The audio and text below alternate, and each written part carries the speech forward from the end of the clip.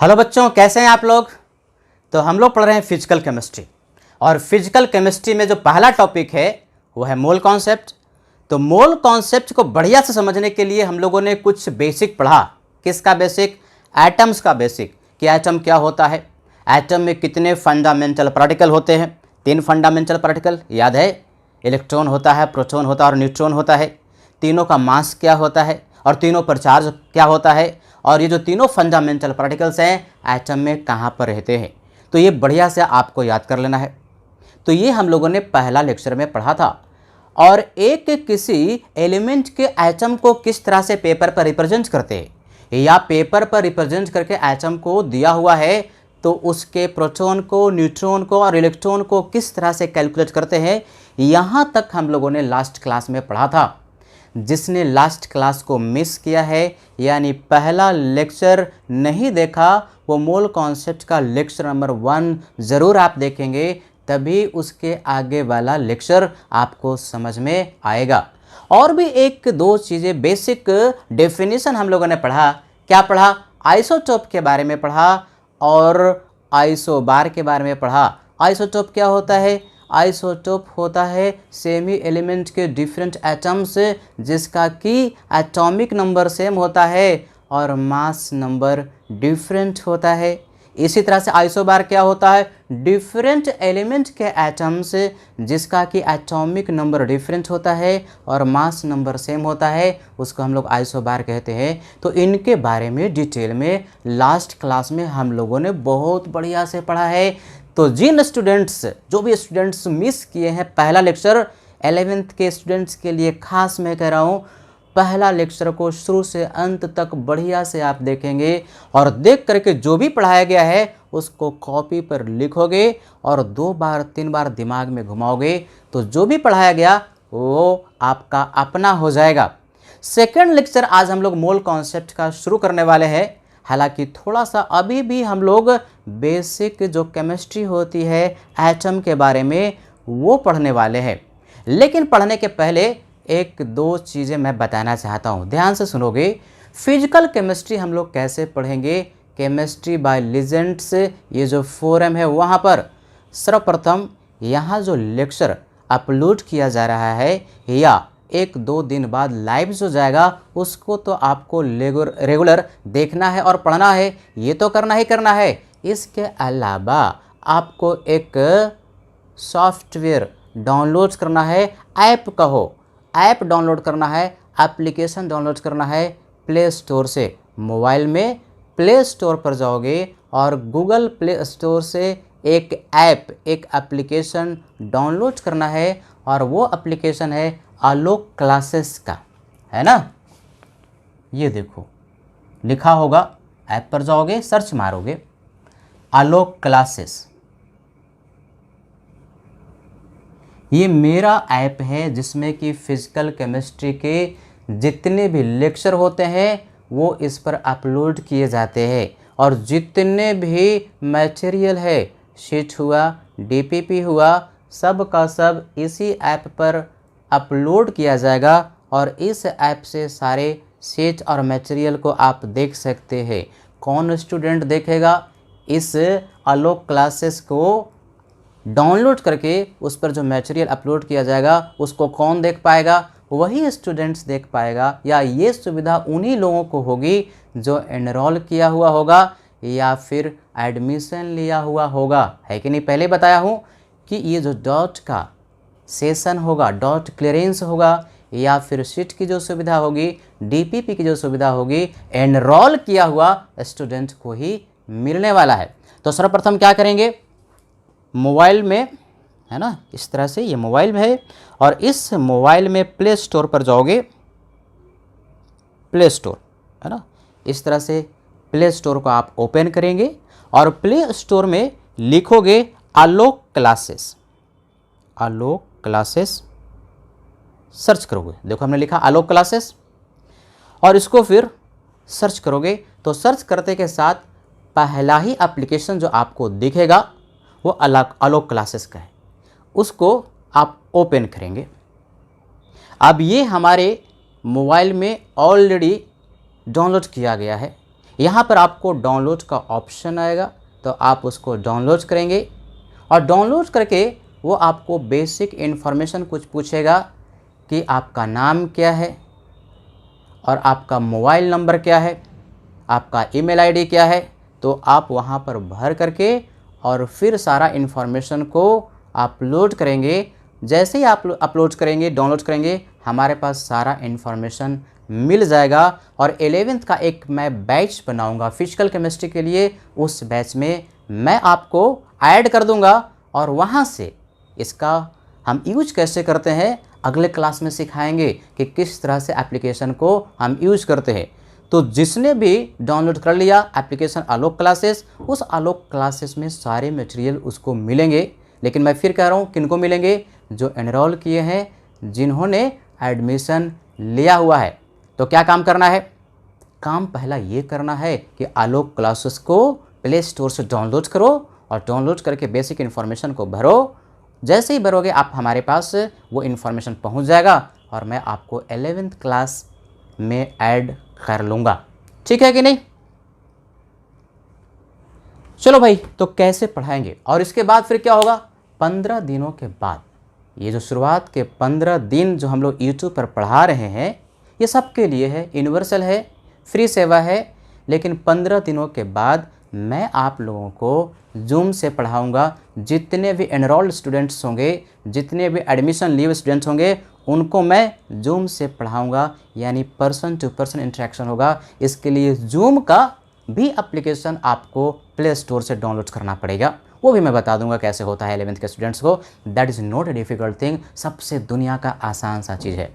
तो चलो भाई, शुरू करते हैं आज का लेक्चर नंबर 2, मोल कॉन्सेप्ट। तो एक और बेसिक डिफिनीशन है और उस बेसिक डिफिनीशन को कहते हैं आइसोटोन। ये आइसोटोन क्या होता है तो यहां से समझते हैं, जरा ध्यान से देखोगे। एग्जाम्पल से समझना चीज़ों को बड़ा आसान होता है। एग्जाम्पल से चीज़ों को समझना बड़ा आसान होता है, तो डायरेक्ट एग्जाम्पल से समझ लेते हैं। ये ऑक्सीजन है, ये कार्बन है, ये नाइट्रोजन है। ऑक्सीजन का ये नीचे जो लिखते हो क्या होता है? एटॉमिक नंबर 8 है, कार्बन का एटॉमिक नंबर 6 है, नाइट्रोजन का एटॉमिक नंबर 7 है। किसी भी एलिमेंट की पहचान उसका एटॉमिक नंबर से होती है भाई, ये तो मैंने बताया हुआ है। तो जैसे ही 7 कहा नाइट्रोजन है, जैसे ही 6 कहा कि कार्बन है, और जैसे एटॉमिक नंबर 8 कहा ऑक्सीजन है। तो तीनों का जो मास नंबर है, एक 16 है, 14 और 15 है, तीनों का मास नंबर भी दिया है। कहता ये है कि ऐसे एटम्स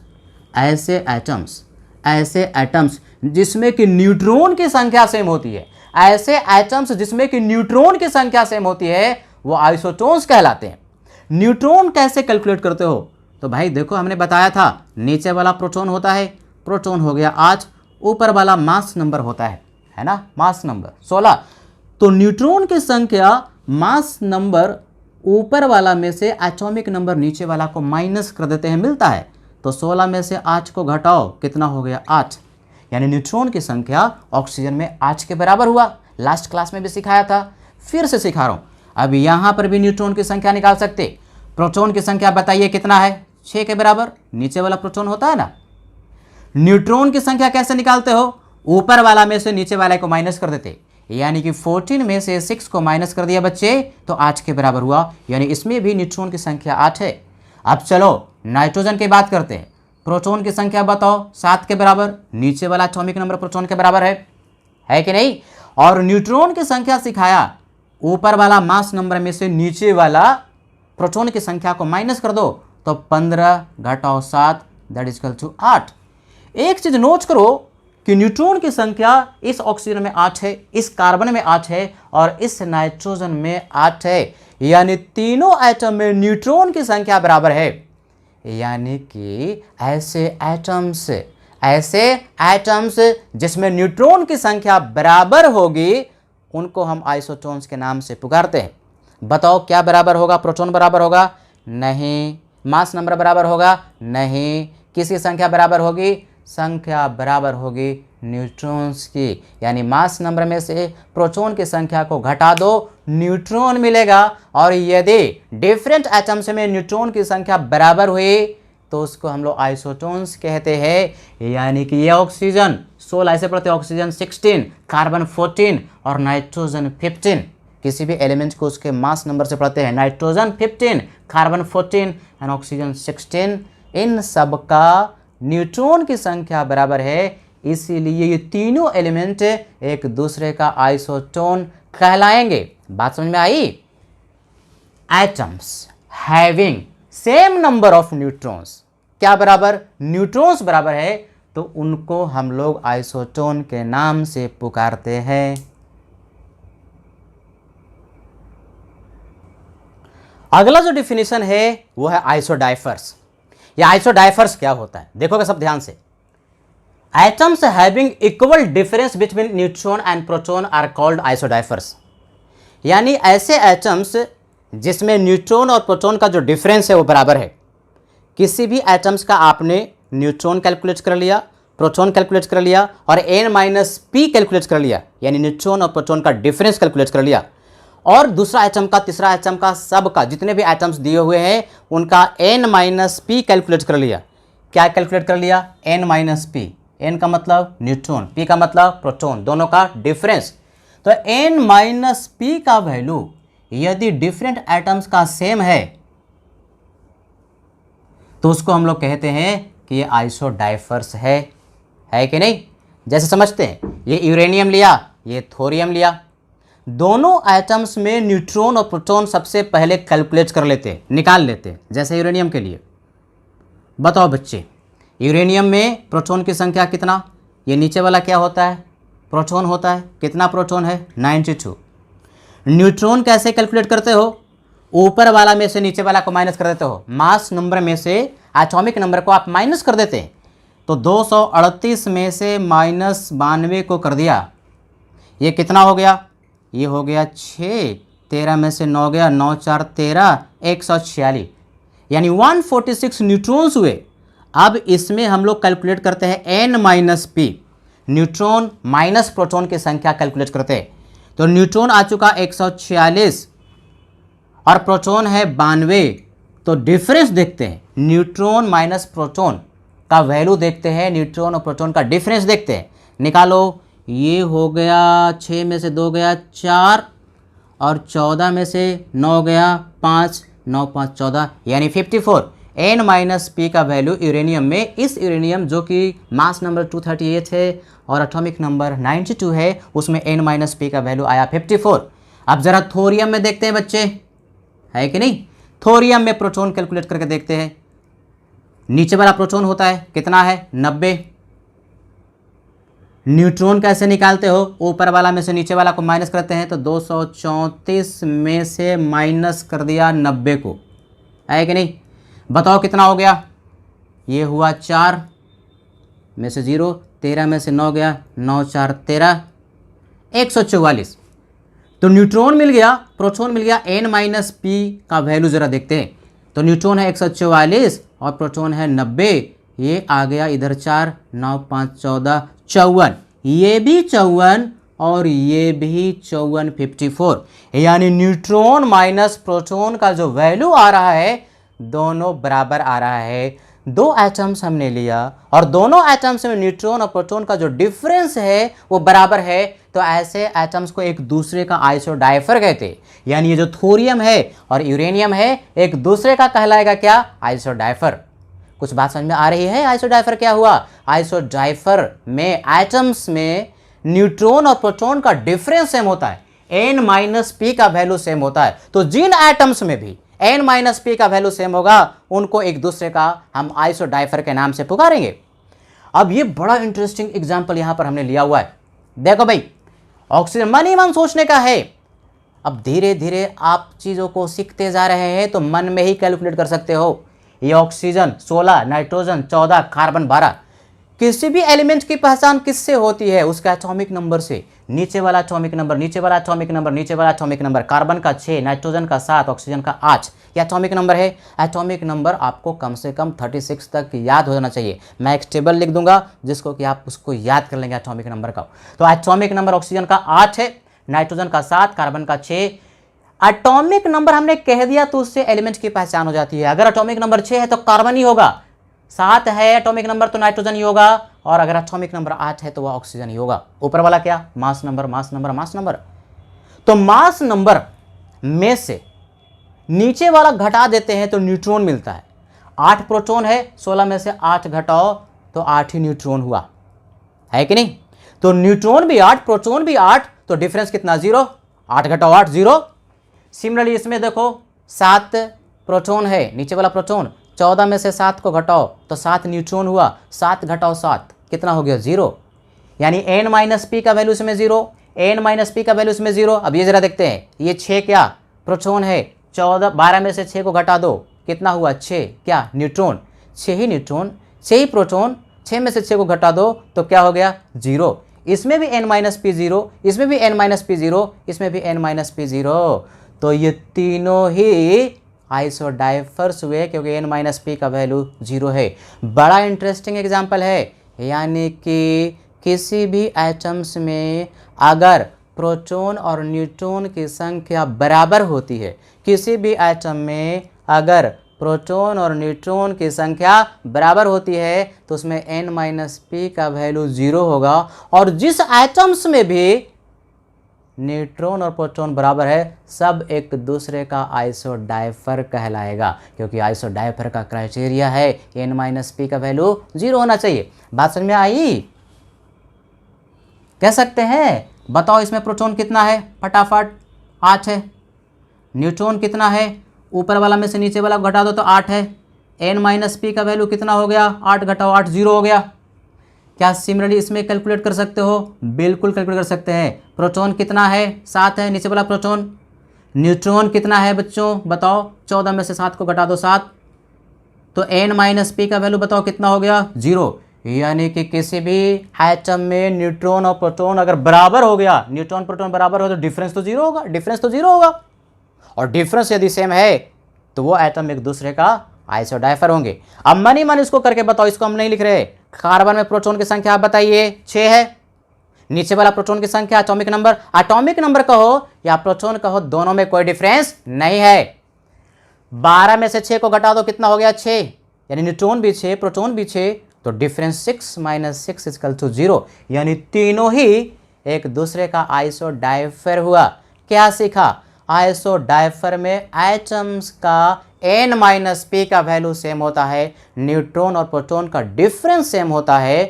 तो ऐसा एटम जिसमें कि न्यूट्रॉन और प्रोटॉन बराबर ही है तो n माइनस पी का वैल्यू 0 होगा, और जिसमें न्यूट्रॉन और प्रोटॉन बराबर होगा सारे ही एटम्स एक दूसरे के आइसोडाइफर कहलाएंगे, है कि नहीं? तो इसको नोट कर लीजिए।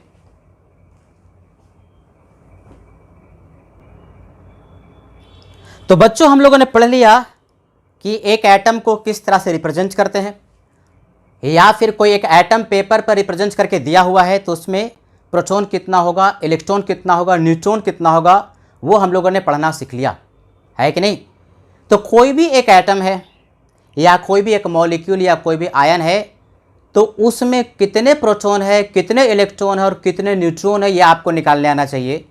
इसका जो यूज है कि एक एटम में, एक मॉलिक्यूल में, एक आयन में कितने प्रोटॉन, कितने न्यूट्रॉन, कितने इलेक्ट्रॉन हैं, इसका इस्तेमाल आने वाला है मोल कॉन्सेप्ट में। तो ये बढ़िया से सीखोगे, बहुत इंटरेस्टिंग है और बच्चे को इसमें बहुत मज़ा आता है कि नहीं?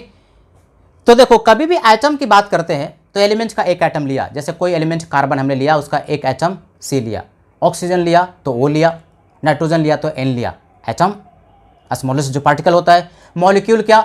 मॉलिक्यूल जनरली एक एटम से ज़्यादा का बना हुआ होता है। ये मॉलिक्यूल क्या होता है?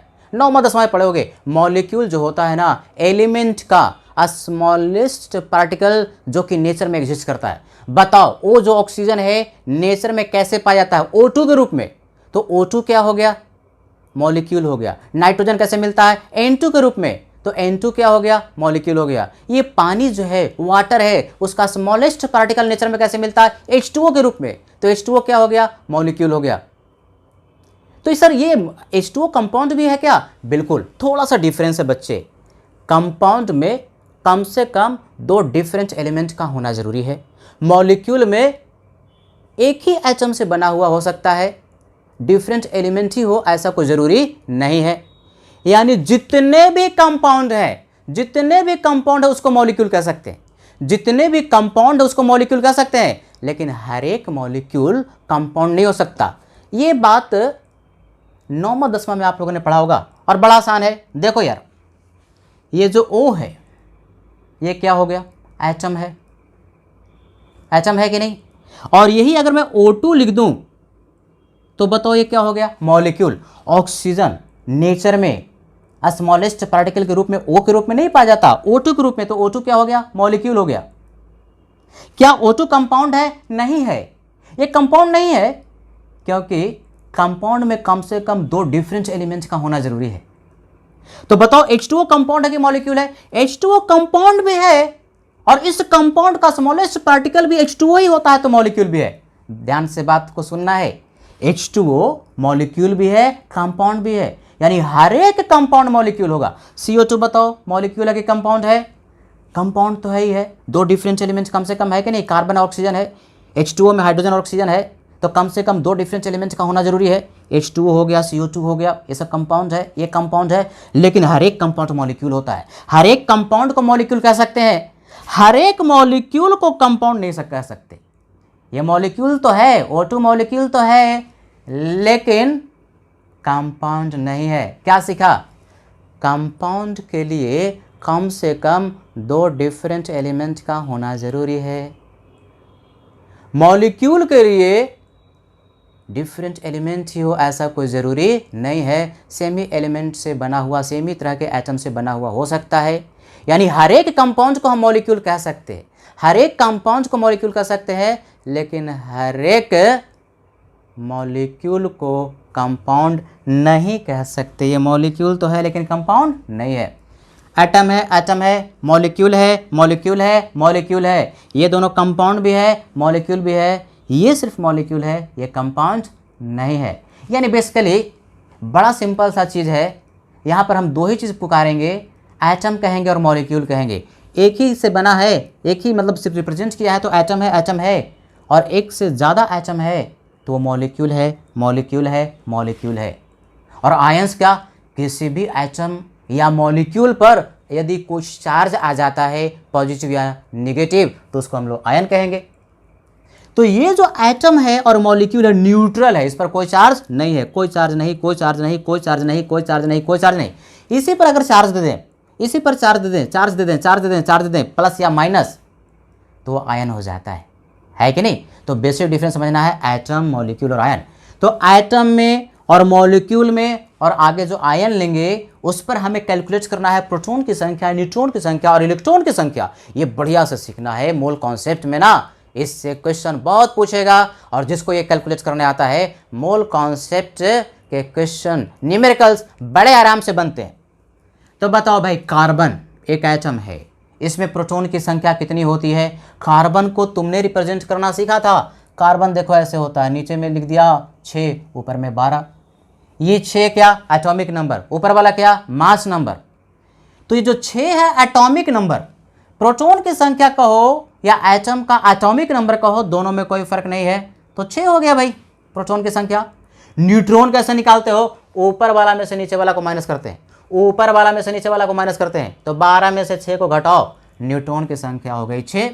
और चूंकि इस पर कोई चार्ज नहीं है, न्यूट्रल एटम है, ध्यान से सुनो, न्यूट्रल एटम और न्यूट्रल मॉलिक्यूल में प्रोटॉन और इलेक्ट्रॉन की संख्या बराबर होती है। न्यूट्रल एटम और न्यूट्रल मॉलिक्यूल में प्रोटॉन और इलेक्ट्रॉन की संख्या बराबर होती है, यानी कि जितना प्रोटॉन होगा उतना ही इलेक्ट्रॉन होगा, क्योंकि ये न्यूट्रल एटम है, इस पर कोई चार्ज नहीं है। ऑक्सीजन, मन ही मन सोचोगे ऑक्सीजन को कैसे रिप्रेजेंट करते हो, ये 8 और ऊपर में 16। यानी बेसिकली तुम्हें रट लेना पड़ेगा एटॉमिक नंबर। कुछ याद है एटॉमिक नंबर, हाइड्रोजन का 1, हीलियम का 2, लिथियम का 3, बेरिलियम का 4, नाइट्रोजन का 7, कार्बन का 6, बोरोन का 5। उल्टा भी सोच सकते है कि नहीं, ऑक्सीजन का 8, फ्लोरीन का 9। तो इस तरह से आपको एटॉमिक नंबर कम से कम 36 तक रटा हुआ होना चाहिए, याद होना चाहिए। ये एनसीईआरटी के पेज नंबर 234 पर भी दिया हुआ है, पेज नंबर 234 एनसीईआरटी है कि नहीं, 11th वाला जो पार्ट 1 है उसमें दिया हुआ, सारे एलिमेंट्स लिखे हैं, सबका एटॉमिक नंबर लिखा हुआ है। तो ये 9th 10th में आप लोगों ने पढ़ा एटॉमिक नंबर। तो ऑक्सीजन का एटॉमिक नंबर 8, और ये ऊपर वाला क्या होता है, मास नंबर। तो नीचे वाला एटॉमिक नंबर वही प्रोटॉन हुआ 8। और ऊपर वाला में से नीचे वाला को माइनस करो, 16 घटाओ 8, 16 घटाओ 8, 16 घटाओ 8, क्या मिला? न्यूट्रॉन मिला। कितना? 8 के बराबर। और इलेक्ट्रॉन की संख्या, चूंकि इस पर कोई चार्ज नहीं है, ये न्यूट्रल एटम है, तो न्यूट्रल एटम में इलेक्ट्रॉन और प्रोटॉन की संख्या बराबर होती है, यानी किसके बराबर? 8 के बराबर होगा बच्चे, 8 के बराबर होगा। अब ये देखो मॉलिक्यूल आ गया, ये है एटम, ये हो गया मॉलिक्यूल। तो मॉलिक्यूल में प्रोटॉन की संख्या कैसे निकालोगे? जितने भी एटम्स हैं सारे एटम के प्रोटॉन को जोड़ दो तो आपको प्रोटॉन की संख्या मिल जाएगी। अब ये हाइड्रोजन है, तो हाइड्रोजन में प्रोटॉन कितना होता है? हाइड्रोजन जब भी कहे ना तो नॉर्मल वाला हाइड्रोजन H11, ये सब आपको आना चाहिए, H11 हाइड्रोजन। तो हाइड्रोजन जिसको प्रोटियम भी कहते हैं, ये हाइड्रोजन है जिसमें कि एटॉमिक नंबर 1 है। तो एक हाइड्रोजन में एक प्रोटॉन है, तो दो हाइड्रोजन में दो प्रोटॉन होगा कि नहीं? एक में एक तो एटम 2, तो प्रोटॉन की संख्या 2, और ऑक्सीजन में प्रोटॉन की संख्या 8, तो 2 + 8, 8 और 2 10। न्यूट्रॉन की संख्या कैसे निकालेंगे? देखो बच्चे, यहां पर न्यूट्रॉन की संख्या निकालने में आप गलत कर सकते। यहां पर यदि हम हाइड्रोजन को देखें और न्यूट्रॉन की संख्या निकालें तो ऊपर वाला में से नीचे वाला को माइनस करते हैं, न्यूट्रॉन कहलाता है, यानी 0। न्यूट्रॉन है ही नहीं। पहले भी सिखाया था, पहले लेक्चर में भी सिखाया था कि हाइड्रोजन एक ऐसा एलिमेंट है जिसमें न्यूट्रॉन होता ही नहीं। एक प्रोटॉन और एक इलेक्ट्रॉन होता है, उसमें न्यूट्रॉन नहीं होता। यानी H2O वाला हाइड्रोजन में, जो कि 2 एटम है, न्यूट्रॉन हाइड्रोजन में नहीं है। और ऑक्सीजन में न्यूट्रॉन अभी तो निकाला था 8 के बराबर, तो +8, यानी बेसिकली न्यूट्रॉन की संख्या 8 ही हुई। यानी न्यूट्रॉन और प्रोटॉन हर जगह बराबर होगा ऐसा जरूरी नहीं है। किसी किसी केस में बराबर होता है और किसी केस में बराबर नहीं होता। इलेक्ट्रॉन की संख्या ये अलग से निकालने की जरूरत नहीं है, जितना प्रोटॉन उतना इलेक्ट्रॉन। यदि एटम या मॉलिक्यूल न्यूट्रल है, यदि एटम या मॉलिक्यूल न्यूट्रल, न्यूट्रल का मतलब कोई चार्ज नहीं है, तो उस केस में इलेक्ट्रॉन की संख्या और प्रोटॉन की संख्या बच्चों बराबर होती है। तो बताओ कितना प्रोटॉन आया था? 10। तो कुछ नहीं करना, प्रोटॉन की संख्या का बराबर रख देना है 10 के बराबर। कॉन्सेप्ट समझ में आना चाहिए, बिल्कुल क्रिस्टल क्लियर कॉन्सेप्ट होना चाहिए, हर एक पॉइंट बिल्कुल क्लियर होना चाहिए। CO2 बताओ ये एटम है कि मॉलिक्यूल है? देखते के साथ पहचान लिया कि सर ये तो मॉलिक्यूल है। तो प्रोटॉन कैसे निकालोगे? सर ये कार्बन का और ऑक्सीजन का सब प्रोटॉन को जोड़ देंगे, सारा प्रोटॉन हो जाएगा। तो ये कार्बन में प्रोटॉन की संख्या 6, अभी बताया था, एक ही एटम है कार्बन का तो 6, और ऑक्सीजन में प्रोटॉन की संख्या भी निकाला था 8, लेकिन 2 एटम है तो 8 दूना 16, तो 16 और 6 22। ये क्या मिला? प्रोटॉन। न्यूट्रॉन कैसे निकालोगे? तो कार्बन में न्यूट्रॉन 12 में से 6, 12 में से 6 को घटाओ, 12 में से 6 को घटाया, ऊपर वाला में से नीचे वाला घटाते हैं तो न्यूट्रॉन मिलता है। तो कितना न्यूट्रॉन? 6। और ऑक्सीजन में न्यूट्रॉन की संख्या 16 में से 8 को घटाओ, 16 में से 8 को घटाओ, कितना? 8। न्यूट्रॉन निकाला भी ऑक्सीजन में 8, लेकिन ऑक्सीजन है कितना? 2 एटम है, एक नहीं बल्कि 2। तो 2 एटम के लिए 8 दूना 16। कुछ बात समझ में आई? तो 16 और 6 22 है कि नहीं? इलेक्ट्रॉन की संख्या अलग से निकालने की जरूरत नहीं है, जो आपने प्रोटॉन कैलकुलेट किया इलेक्ट्रॉन के बराबर कर देना। यदि एटम या मॉलिक्यूल न्यूट्रल हुआ, एटम और मॉलिक्यूल न्यूट्रल होता है ना, तो उसमें इलेक्ट्रॉन की संख्या और प्रोटॉन की संख्या बराबर होती है। तो चलो CO2 का भी हो गया। अब रहा O2 की बात। बताओ ये O2 क्या है? एटम है कि मॉलिक्यूल है कि कंपाउंड है ना थोड़ा सा कंफ्यूजन। एटम तो अकेला रहता तो उसको एटम बोलते, मॉलिक्यूल तो है ही है। कोई भी एक एलिमेंट नेचर में जैसे पाया जाता है उस तरह से तो उसको भी मॉलिक्यूल कहते हैं। तो ये मॉलिक्यूल है लेकिन कंपाउंड नहीं है। कंपाउंड के लिए कम से कम 2 डिफरेंट एलिमेंट का होना जरूरी है। जैसे कंपाउंड था, ये कंपाउंड था, लेकिन ये कंपाउंड नहीं है, ये मॉलिक्यूल है। O2 मॉलिक्यूल है। कितने एटम है? 2 एटम है। प्रोटॉन की संख्या एक में कितना होता है? 8।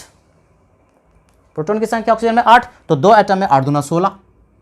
न्यूट्रॉन की संख्या कैसे निकालोगे? 16 में से 8 अभी तो निकाले थे न्यूट्रॉन की संख्या 8, तो 1 में 8 तो 2 में 16 है ना। इंटरेस्टिंग।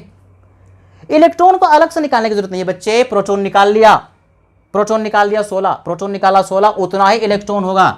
क्यों इतना ही होगा? क्योंकि सूत्र है कि अगर कोई एक एटम या मॉलिक्यूल जिस पर कोई चार्ज नहीं है, जिसको न्यूट्रल एटम या न्यूट्रल मॉलिक्यूल कहते हैं, उसमें इलेक्ट्रॉन की संख्या और प्रोटॉन की संख्या बराबर होती है, यानी 16 और ये 16। तो इस तरह से सिंपल मॉलिक्यूल में हम लोगों ने इलेक्ट्रॉन, प्रोटॉन और इलेक्ट्रॉन को कैलकुलेट करना सीखा। इसको नोट कीजिए, अभी बहुत सारे एग्जाम्पल से हम लोग इलेक्ट्रॉन, प्रोटॉन और न्यूट्रॉन कैलकुलेट करना सीखते हैं। ये आपको बढ़िया से आना चाहिए, तभी मोल कॉन्सेप्ट के न्यूमेरिकल आपसे सॉल्व होंगे बच्चे।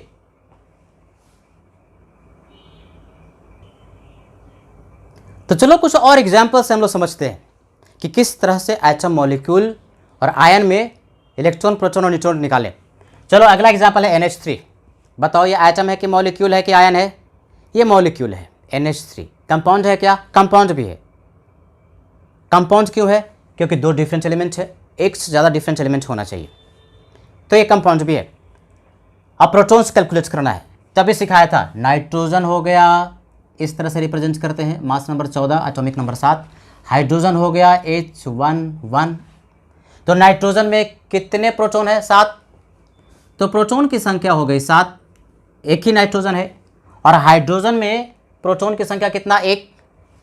ये हाइड्रोजन, ये नाइट्रोजन, ये सब बढ़िया से आपको आना चाहिए रिप्रेजेंट करने, और एटॉमिक नंबर सबको याद होना चाहिए।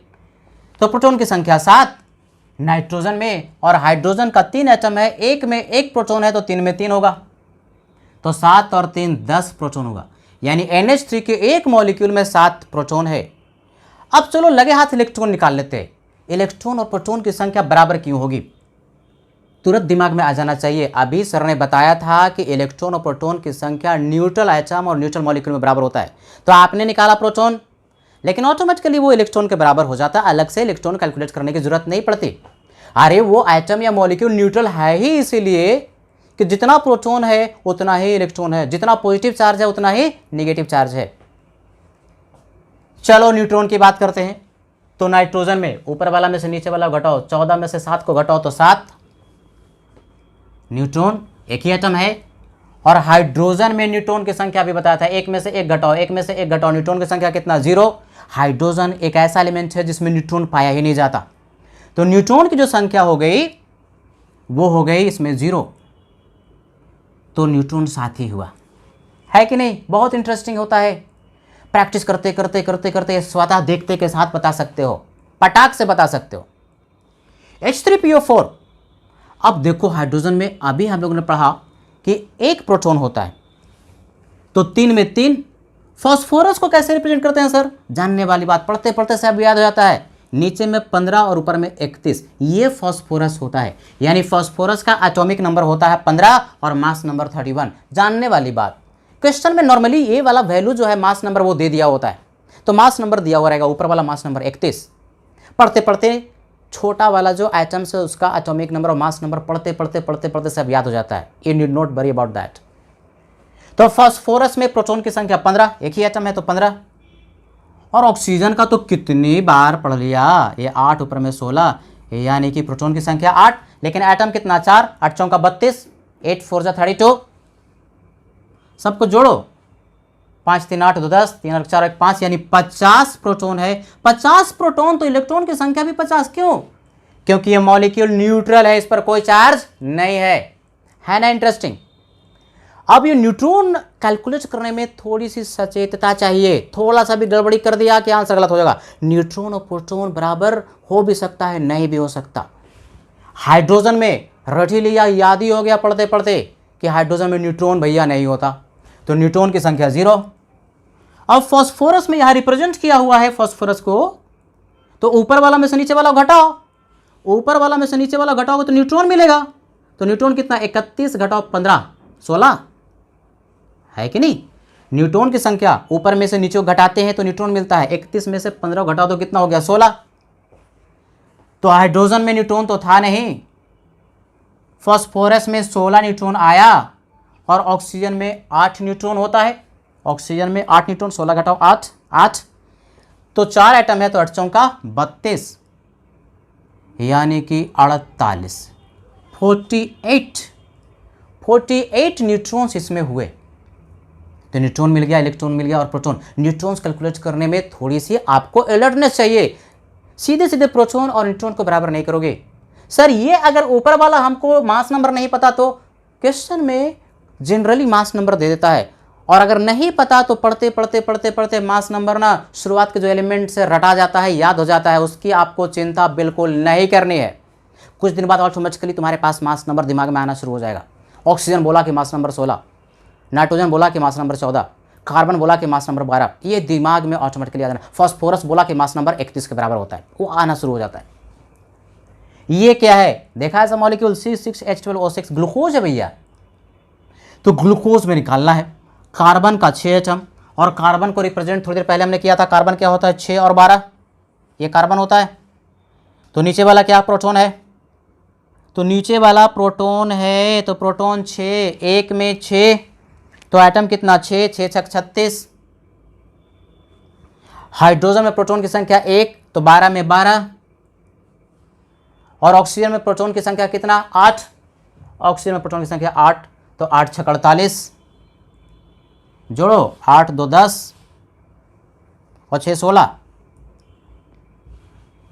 4 1 5, 6 और 3 9, 96 है कि नहीं। 96 प्रोटॉन है। इलेक्ट्रॉन कितना 96 ही। अलग से इलेक्ट्रॉन कैलकुलेट करने की जरूरत ही नहीं है। प्रोटॉन निकाला कि इलेक्ट्रॉन की संख्या भी बराबर ही होगी। क्यों, सूत्र क्या है, न्यूट्रल एटम और न्यूट्रल मॉलिक्यूल में इलेक्ट्रॉन और प्रोटॉन की संख्या बराबर होती है भाई, तो बराबर बराबर लिख दिया। अब ये न्यूट्रॉन कैलकुलेट करने में ना थोड़ा सा अलर्टनेस चाहिए। हमेशा प्रोटॉन और न्यूट्रॉन बराबर नहीं होता।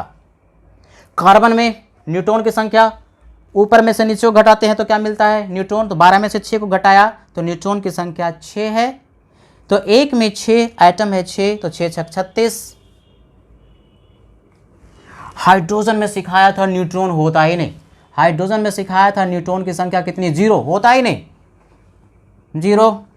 और ऑक्सीजन में न्यूट्रॉन की संख्या 8, 16 घटाओ 8 8, तो 6 एटम है तो 8 छक 48।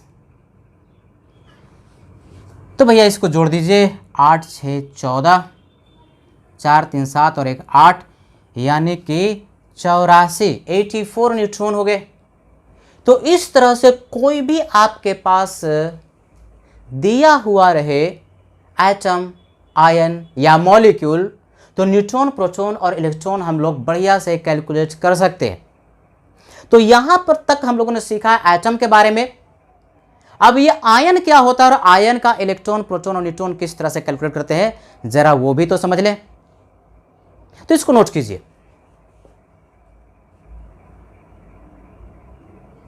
तो हम लोगों ने सीखा कि किस तरह से एटम और मॉलिक्यूल में प्रोटॉन, इलेक्ट्रॉन और न्यूट्रॉन कैलकुलेट करते हैं।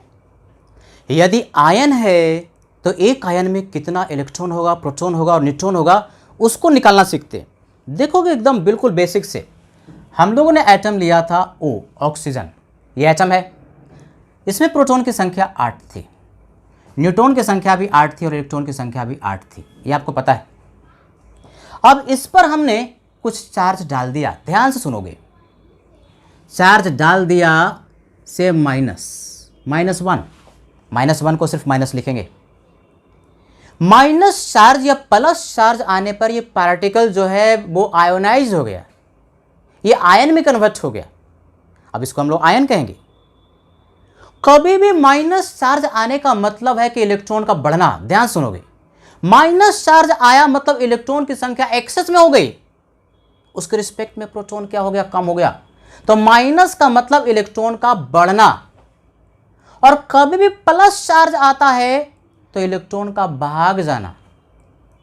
1 प्लस का मतलब 1 इलेक्ट्रॉन भागेगा, 2 प्लस का मतलब 2 इलेक्ट्रॉन भागेगा, मतलब घटेगा। इसी तरह से 1 माइनस का मतलब 1 इलेक्ट्रॉन बढ़ेगा, 2 माइनस का मतलब 2 इलेक्ट्रॉन बढ़ेगा, 3 माइनस का मतलब 3 इलेक्ट्रॉन बढ़ेगा। यानी जितना माइनस चार्ज डेवलप होता है एटम या मॉलिक्यूल पर, उतना इलेक्ट्रॉन की संख्या बढ़ जाती है, और जितना प्लस चार्ज डेवलप होता है उतना इलेक्ट्रॉन की संख्या घट जाती है। लेकिन चार्ज आने से, ध्यान सुनो, माइनस या प्लस आने से, चार्ज को आने से इलेक्ट्रॉन की संख्या पे फर्क पड़ता है, प्रोटॉन और न्यूट्रॉन पर कोई फर्क नहीं पड़ता। कोई भी चार्ज पार्टिकल है, चाहे पॉजिटिव है चाहे नेगेटिव है, चाहे पॉजिटिव चार्ज है उस पर नेगेटिव चार्ज है, इलेक्ट्रॉन की संख्या में फर्क पड़ेगा, घटेगा, बढ़ेगा, लेकिन प्रोटॉन और न्यूट्रॉन की संख्या में कोई फर्क नहीं पड़ता। ये प्रोटॉन और न्यूट्रॉन न्यूक्लियस में होता है। चार्ज जो आता है या जाता है वो इलेक्ट्रॉन के भागने, जो कि सर्कुलर ऑर्बिट में घूम रहा है, वो इलेक्ट्रॉन या तो भागता है या बाहर से इलेक्ट्रॉन कुछ और आ जाता है। कैसे आता है, कैसे भागता है, वो हम लोग आगे केमिस्ट्री में बात करेंगे। लेकिन अगर इलेक्ट्रॉन आएगा तो नेगेटिव चार्ज, भागेगा तो पॉजिटिव, यानी नेगेटिव है तो इलेक्ट्रॉन की संख्या बढ़ेगी और पॉजिटिव है तो इलेक्ट्रॉन की संख्या घटेगी। बताओ इस ऑक्सीजन पर क्या चार्ज आया, माइनस। माइनस का मतलब क्या, इलेक्ट्रॉन बढ़ेगा, लेकिन माइनस चार्ज आने से प्रोटॉन और न्यूट्रॉन की संख्या पर कोई प्रभाव नहीं पड़ेगा। इस सेंटेंस को मैं बहुत बार बोलूंगा, चार्ज के आने से न्यूट्रॉन और प्रोटॉन की संख्या पर कोई प्रभाव नहीं पड़ेगा, लेकिन माइनस आने से इलेक्ट्रॉन बढ़ेगा। कितना माइनस आया, एक माइनस, तो एक इलेक्ट्रॉन बढ़ेगा, तो 8 और 1 9। कॉन्सेप्ट समझ में आ रहा है? इलेक्ट्रॉन या प्रोटॉन के इलेक्ट्रॉन की संख्या पर फर्क पड़ता है चार्ज से, लेकिन चार्ज के आने से प्रोटॉन और न्यूट्रॉन पर कोई फर्क नहीं पड़ता, उनकी संख्या पर कोई फर्क नहीं पड़ता। अभी ऑक्सीजन ले लिया, देखो बच्चे, अगर ये ऑक्सीजन था तो ये 8 था, ये 8 था और ये 8 था, अभी बढ़े, और इस पर चार्ज आ गया 2 माइनस या -2, -2 कहो 2 माइनस कहो, दोनों में कोई फर्क नहीं है। ये माइनस का मतलब क्या, इलेक्ट्रॉन की संख्या बढ़ेगी। कितनी बढ़ेगी, 2 बढ़ेगी। 1 माइनस में 1 बढ़ेगा, 2 माइनस में 2 बढ़ेगा, 3 माइनस में 3 बढ़ेगा, 4 माइनस में 4 बढ़ेगा, तो ये 2 इलेक्ट्रॉन की संख्या बढ़ेगी। तो क्या ये माइनस या प्लस चार्ज कुछ भी आता है तो प्रोटॉन या न्यूट्रॉन पे कोई फर्क पड़ेगा? नहीं बच्चे, चार्ज के आने या जाने से न्यूट्रॉन या प्रोटॉन की संख्या पर कोई प्रभाव नहीं पड़ता, वो सेम ही रहेगा। लेकिन चार्ज के आने से किसकी संख्या प्रभावित होती है, इलेक्ट्रॉन। निगेटिव अगर आता है तो इलेक्ट्रॉन संख्या बढ़ेगा, एक निगेटिव में 1 बढ़ा तो 2 निगेटिव में 2 बढ़ेगा। तो पहले 8 था, 2 निगेटिव आया, यानी 2 इलेक्ट्रॉन और आ गया, तो 8 और 2 10। बात समझ में आ रही है? यही अगर ऑक्सीजन होता और इस पर प्लस चार्ज डेवलप होता, यदि चार्ज नहीं था तो ये 8 था, ये 8 था, ये 8 था, है कि नहीं? इंटरेस्टिंग। लेकिन प्लस करने का मतलब ये हुआ कि इलेक्ट्रॉन भाग गया, भागता है इलेक्ट्रॉन, तो इलेक्ट्रॉन की संख्या कम हो गई और प्रोटॉन उसके रिस्पेक्ट में बढ़ गया, तो ओवरऑल उस एटम पर पॉजिटिव चार्ज आ जाता है। एक प्लस का मतलब एक इलेक्ट्रॉन भागा, लेकिन इलेक्ट्रॉन के भागने या इलेक्ट्रॉन के आने से प्रोटॉन पे थोड़ी फर्क पड़ेगा, न्यूट्रॉन पे थोड़ी फर्क पड़ेगा। न्यूट्रॉन और प्रोटॉन की संख्या सेम ही रहेगी। मैं बार बार कह रहा हूं, चार्ज के आने या चार्ज के जाने से न्यूट्रॉन पर और प्रोटॉन पे कोई फर्क नहीं पड़ेगा। किस पे फर्क पड़ेगा बच्चे? इलेक्ट्रॉन पर। प्लस का मतलब इलेक्ट्रॉन का भागना, कम हो जाना। कितना प्लस? 1 प्लस है तो 1 इलेक्ट्रॉन भागेगा, तो 8 घटाओ 1 7 के बराबर। यही ऑक्सीजन पर 2 प्लस चार्ज होगा। अगर ऑक्सीजन था तो ये 8 था, ये 8 था और ये 8 था, है कि नहीं? लेकिन +2 होने का मतलब 2 इलेक्ट्रॉन और भाग गया, 2 इलेक्ट्रॉन भागा ना, तो इलेक्ट्रॉन की संख्या पर फर्क पड़ेगा। 2 घटा दे 6 के बराबर। क्या इसकी फर्क पड़ेगा न्यूट्रॉन की संख्या पर? नहीं। प्रोटॉन की संख्या पर? नहीं। तो एक बात बिल्कुल कंठस्थ हो जानी चाहिए। क्या सीख रहे हैं? सीख ये रहे हैं कि चार्ज के आने या जाने से प्रोटॉन एंड न्यूट्रॉन की संख्या पर कोई प्रभाव नहीं पड़ता, है कि नहीं? यानी उनकी संख्या जितनी पहले थी उतनी ही रहेगी। तो ये चार्ज का प्रभाव किससे पड़ रहा है? बार बार कह रहे हैं, इलेक्ट्रॉन पर। इलेक्ट्रॉन को निकलने या इलेक्ट्रॉन के आने से चार्ज डेवलप होता है। न्यूक्लियस में जो पार्टिकल जिसको न्यूक्लियन कहते हैं वो भागता नहीं, वो बिल्कुल वहीं पर रहता है। ये भागने की प्रक्रिया या आने की प्रक्रिया जो होती है इलेक्ट्रॉन की होती है। तो इलेक्ट्रॉन पर फर्क पड़ता है। निगेटिव का मतलब क्या? इलेक्ट्रॉन की संख्या बढ़ेगी। पॉजिटिव का मतलब इलेक्ट्रॉन की संख्या घटेगी। 1 माइनस का मतलब 1 इलेक्ट्रॉन बढ़ेगा, 2 माइनस का मतलब 2 इलेक्ट्रॉन बढ़ेगा, 3 माइनस का मतलब 3 इलेक्ट्रॉन बढ़ेगा, 1 प्लस का मतलब 1 इलेक्ट्रॉन घटेगा, 2 प्लस का मतलब 2 इलेक्ट्रॉन घटेगा, 3 प्लस का मतलब 3 इलेक्ट्रॉन घटेगा। तो कुछ और एग्जाम्पल्स हम लोग समझते हैं, इसको नोट कीजिए और कुछ और एग्जाम्पल लेकर के आयन पर इलेक्ट्रॉन, प्रोटॉन और न्यूट्रॉन की संख्या को हम लोग कैलकुलेट करना सीखते हैं।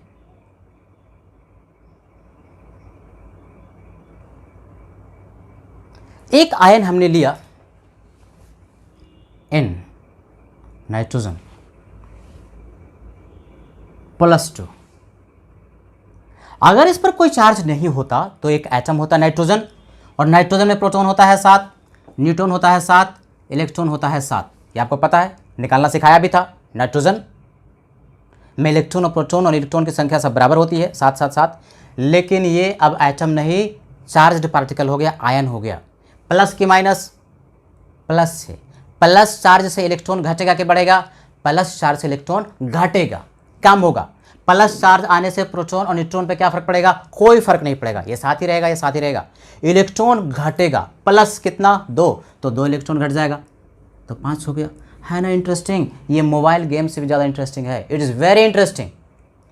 सिमिलरली बताओगे +3 कर दिया, ये कितना होगा? 7। ये कितना होगा? 7। ये कितना होता यदि चार्ज नहीं होता? 7 ही होता।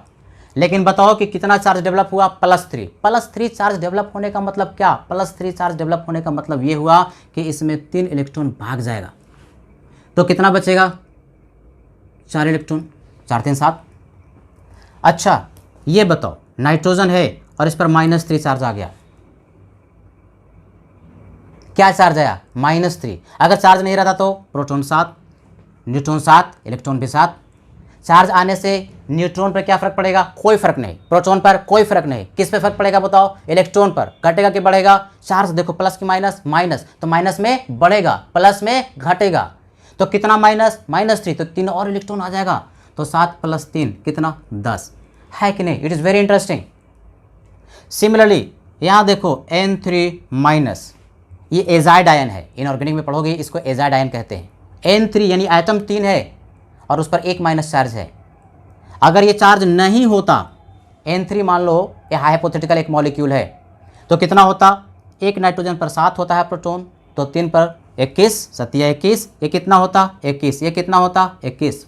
चार्ज कितना आ गया? इस पर -1 चार्ज आ गया, N3 पर -1 चार्ज आया।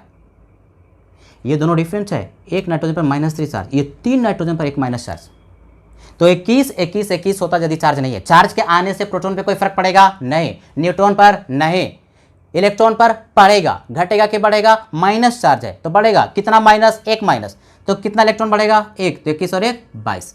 अरे इससे इंटरेस्टिंग दुनिया में क्या चीज़ हो सकती है? It is very very interesting, very fascinating, मज़ा आता है करने में, है कि नहीं? चलो अब थोड़ा सा एक बड़ा मॉलिक्यूल लेते हैं जो कि आयंस के फॉर्म में है, कार्बोनेट आयन कहते हैं, CO3 कार्बोनेट आयन इसको बोलते हैं। अगर इस पर कोई चार्ज नहीं होता, पहले क्या करो कि चार्ज को हटा करके कैलकुलेट कर लो। कार्बन पर सीखे थे, कार्बन पर एटॉमिक नंबर कितना होता है? 6, एक ही एटम है 6, और ऑक्सीजन का 8 तो 18 के 24, कितना होता? 24 और 6 30। न्यूट्रॉन की संख्या 6, कार्बन पर न्यूट्रॉन 6 ही होता है और ऑक्सीजन पर 8 18 के 24 ही होता है, तो कितना होता? 30। चार्ज आने से क्या प्रोटॉन और न्यूट्रॉन की संख्या पे कोई प्रभाव पड़ेगा? नहीं। यदि इस पर कोई चार्ज नहीं होता, CO3 मान लो हाइपोथेटिकल मॉलिक्यूल है, तो इलेक्ट्रॉन की संख्या कितनी होती? 30। लेकिन चूंकि इस पर चार्ज है, कितना चार्ज? 2- चार्ज है, तो चार्ज यदि है तो इलेक्ट्रॉन की संख्या क्या होगी? 30 होगी। 30 से ज़्यादा होगी या 30 से कम होगी? 30 से डिफरेंस होगी। ज़्यादा की कम? चार्ज देखेंगे, नेचर देखेंगे, प्लस की माइनस, माइनस है तो माइनस में बढ़ेगा, प्लस में घटेगा। कितना माइनस? 2-, तो 2 इलेक्ट्रॉन और बढ़ जाएगा, यानी 32। Very interesting. एक बड़ा कॉमन आयन आते रहता है, नाइट्रेट आयन, है ना, NO3-, नाइट्रेट आयन। कर सकते हो? फटाफट करते हैं। नाइट्रोजन पर प्रोटॉन की संख्या 7, तो 7 लिखा। ऑक्सीजन का 1 का 8 18 के 24, तो कितना हो गया? 7 4 11 31। ये भी 7, न्यूट्रॉन भी 7 ही होता है, और ये 24, ऑक्सीजन में न्यूट्रॉन की संख्या 8 24 यानी बेसिकली 31। अब ये बताओ, क्या चार्ज आने से ये 31 और 31 चेंज करेगा? नहीं करेगा। प्रोटॉन और न्यूट्रॉन की संख्या पर कोई प्रभाव नहीं पड़ेगा। चार्ज आने से किस पे प्रभाव पड़ेगा? चार्ज आने से इलेक्ट्रॉन पे प्रभाव पड़ेगा। ये 31 के बराबर ही होता। अगर न्यूट्रल मॉलिक्यूल कोई चार्ज नहीं होता तो प्रोटॉन और इलेक्ट्रॉन की संख्या बराबर होती 31, लेकिन इस पे चार्ज आया कितना? -1, क्या बढ़ेगा? एक इलेक्ट्रॉन बढ़ गया 31 और एक 32। So very interesting. तो इस तरह से किसी भी एटम, मॉलिक्यूल या आयन पर हम चार्ज का वैल्यू डाल करके, मतलब जो भी है, जो चार्ज अगर आया तो हम कहेंगे आयन है। तो एटम, मॉलिक्यूल या आयन पर कितना प्रोटॉन होगा, कितना इलेक्ट्रॉन होगा और कितना न्यूट्रॉन होगा, वो हम कैलकुलेट कर सकते हैं। इसमें ध्यान रखने वाली बात, मैं 3 बात हमेशा बताता हूं। न्यूट्रल एटम, न्यूट्रल मॉलिक्यूल, यानी कोई चार्ज नहीं है तो उसमें प्रोटॉन और इलेक्ट्रॉन की संख्या बराबर होती है। दूसरी बात, अगर चार्ज्ड पार्टिकल हो गया यानी आयन हो गया तो इलेक्ट्रॉन की संख्या जो है वो डिफरेंट होगी, लेकिन चार्ज के आने से प्रोटॉन या न्यूट्रॉन पर कोई फर्क नहीं पड़ता। निगेटिव चार्ज आता है तो इलेक्ट्रॉन बढ़ेगा, पॉजिटिव चार्ज आता है तो इलेक्ट्रॉन घटेगा। जितना निगेटिव चार्ज उस स्पेसिस पर है उतना इलेक्ट्रॉन बढ़ जाएगा। 3 नेगेटिव तो 3 इलेक्ट्रॉन बढ़ेगा, 4 नेगेटिव तो 4 इलेक्ट्रॉन बढ़ेगा। जितना पॉजिटिव उतना इलेक्ट्रॉन की संख्या घट जाएगी। 1 पॉजिटिव तो 1 घटेगा इलेक्ट्रॉन, 2 पॉजिटिव तो 2 इलेक्ट्रॉन घटेगा, 4 पॉजिटिव तो 4 इलेक्ट्रॉन घट जाएगा। तो इस तरह से हम लोगों ने इलेक्ट्रॉन, प्रोटॉन और न्यूट्रॉन की संख्या स्पेसिस पर कैलकुलेट करना सीखा। इसको बढ़िया से अपने से करके लिख करके करने का प्रयास करोगे। आपका ये सब्जेक्ट किस तरह से होगा, सिर्फ एक बार पढ़ने से नहीं होता, पढ़ करके खुद से जो हमने सिखाया उसको अपने से कॉपी पर लिख करके करने से होता है। यदि आपने कॉपी पर खुद से लिख करके किया, 2 बार 3 बार दिमाग में घुमा लिया तो सब्जेक्ट तुम्हारा हो जाता है कि नहीं। और एक बार जो बढ़िया से दिमाग में बैठ गया, कैसे बैठेगा, बार बार रिवाइज करने से। दिमाग में रिवाइज करो, बार बार उसको लिखो, तो एक बार दिमाग में बैठ गया तो फिर जल्दी से निकलता नहीं है। बहुत बच्चे सालों भर पढ़ते रह जाते हैं और लास्ट में एग्जाम में जाकर सब भूल जाते हैं, कुछ याद नहीं, फॉर्मूला नहीं याद है। क्यों? क्योंकि उन्होंने रिवाइज नहीं किया। रोज पढ़ो, रोज रिवाइज करो। अभी तो बहुत कम है, शुरुआत ही हुई है, तो जितना भी आप पढ़ते हैं उसको बार बार रिवाइज कीजिए, बार बार लिखिए, 2 बार लिखिए, 3 बार। लिखने से दिमाग में छप जाता है और लिख करके उसको 2 बार 3 बार दिमाग में घुमाइए। सो रहे हो, दिमाग में थोड़ा घुमा लिया क्या क्या आज पढ़ा, तो वह सब्जेक्ट तुम्हारा अपना होने शुरू हो जाता है और फिर आपको पढ़ने में मज़ा आने लगता है। फिर पढ़ाई बोझ नहीं लगता। आप पढ़ाई को इंटरेस्टिंग बनाइए और एक बार पढ़ाई में मज़ा आने लगे, इंटरेस्टिंग लगने लगे, तो फिर कोई भी लक्ष्य जो है आपने जो तय किया है वो मुश्किल नहीं है। तो ठीक है बच्चों, आज के लिए इतना ही। बहुत बहुत धन्यवाद। नेक्स्ट क्लास में मिलते हैं और शुरू करेंगे नेक्स्ट क्लास में mole concept. Thank you very much.